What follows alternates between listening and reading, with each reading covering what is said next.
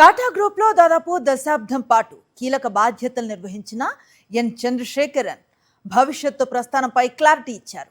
2027 ఫిబ్రవరిలో ప్రస్తుత పదవీ కాలం ముగిసిన తర్వాత టాటా సన్స్ చైర్మన్ హోదా నుంచి తప్పుకుంటున్నట్లుగా ప్రకటించారు. పునర్నియామకం కోరబోనని స్పష్టం చేశారు. అసలు ఈ నిర్ణయం వెనుక కారణం ఏంటి? చంద్రశేఖరన్ ఎగ్జిట్ తో టాటా గ్రూప్ షేర్స్ ఎందుకు కుదేలయ్యాయి? నటరాజన్ చంద్రశేఖరన్ టాటా సన్స్ చైర్మన్ బాధ్యతల నుంచి తప్పుకుంటున్నట్లు ప్రకటించారు. తన పదవికి రాజీనామా సమర్పించారు.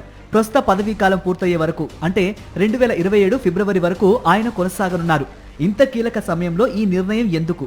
ఇదే ఇప్పుడు కార్పొరేట్ వర్గాల్లో చర్చనీయాంశంగా మారింది. ఈ ఏడాది ఫిబ్రవరిలో చంద్రశేఖరన్ మూడోసారి పునర్నియామకంపై టాటా సన్స్ బోర్డు చర్చించింది. కానీ నిర్ణయం వాయిదా పడింది.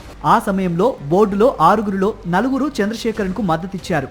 Tata trust chairman Noel Tata మాత్రం కొన్ని కీలక హామీలు కోరినట్లు సమాచారం. అందులో ప్రధానంగా టాటా సన్స్ భవిష్యత్తులో లిస్టింగ్ అవుతుందా, కొత్త వ్యాపారాల్లో భారీగా పెట్టుబడులు ఎలా ఉంటాయి, ఎయిర్ ఇండియా నష్టాలను ఎలా నియంత్రించాలి, టాటా డిజిటల్ వంటి కొత్త వ్యాపారాలపై వ్యూహం ఏంటి వంటి అంశాలపై భిన్నాభిప్రాయాలు ఉన్నట్లు తెలుస్తోంది. చంద్రశేఖరన్ మాత్రం అలాంటి హామీ ఇవ్వడానికి సిద్ధంగా లేకపోవడంతో పునర్నియామకంపై ఏకాభిప్రాయం ఏర్పడలేదు.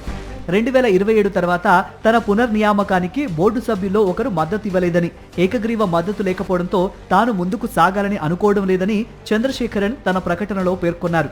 దశాబ్ద కాలంగా టాటా సన్స్ కు నాయకత్వం వహించడం గొప్ప గౌరవంగా, బాధ్యతగా భావించినట్టు వెల్లడించారు. చంద్రశేఖరన్ ప్రకటన వెలువడగానే ఇన్వెస్టర్లు మాత్రం ఆందోళనకు గురయ్యారు. టాటా గ్రూప్ లో అత్యంత విలువైన లిస్టెడ్ కంపెనీ అయిన టీసీఎస్ షేర్ 5% పైగా పడిపోయింది. Tata Motors, Tata steel, Titan, Tata power వంటి షేర్లు కూడా నష్టాల్లోకి జారాయి.